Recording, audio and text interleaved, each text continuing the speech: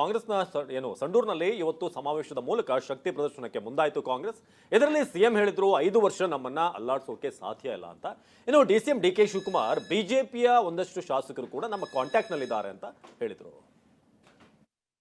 ಕಾಂಗ್ರೆಸ್ ಪಕ್ಷ 5 ವರ್ಷನೂ ಕೂಡ ಅಧಿಕಾರದಲ್ಲಿ ಇರ್ತದೆ ಅಂತಕ್ಕಂಥ ಮಾತುಗಳನ್ನು ಹೇಳಲಿಕ್ಕೆ ಬಯಸ್ತಾ ಇದ್ದೇನೆ. ನಮ್ಮನ್ನೇನು ಅಲ್ಲಾಡ್ಸಕ್ಕಾಗಲ್ಲ.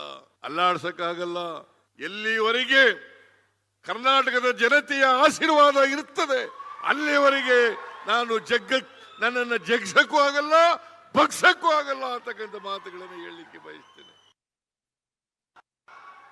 ನಾನು ಇವತ್ತು ಮತ್ತೆ ಸ್ಪಷ್ಟಪಡಿಸಲಿಕ್ಕೆ ಬಯಸ್ತೇನೆ, ನಾವು 2028ವರೆಗೂ ಅಧಿಕಾರದಲ್ಲಿ ಇರ್ತೀವಿ. ನಾವು ಅಧಿಕಾರದಲ್ಲಿರೋವರೆಗೆ ಯಾವುದೇ ಗ್ಯಾರಂಟಿ ಯೋಜನೆಗಳನ್ನ ನಿಲ್ಲಿಸಲ್ಲ.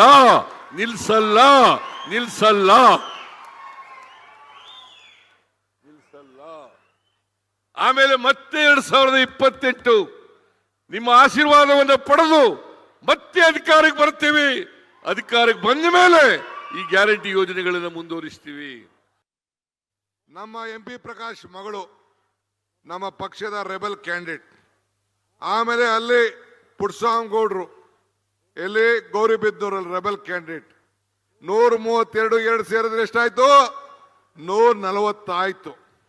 ಅದಾದ್ಮೇಲೆ ಬಿಜೆಪಿ ಕೆಲವು ಸ್ನೇಹಿತಗಳಿದ್ದಾರೆ, ನಾನು ಹೆಸರು ಹೇಳಕ್ ಹೋಗುದಿಲ್ಲ, ಸ್ನೇಹಿತರಿದ್ದಾರೆ.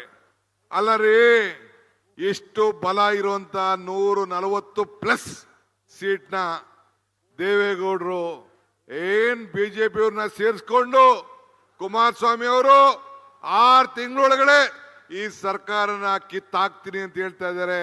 ಸಾಧ್ಯನೇನ್ರಿ? ಸಾಧ್ಯ ಇಲ್ಲ.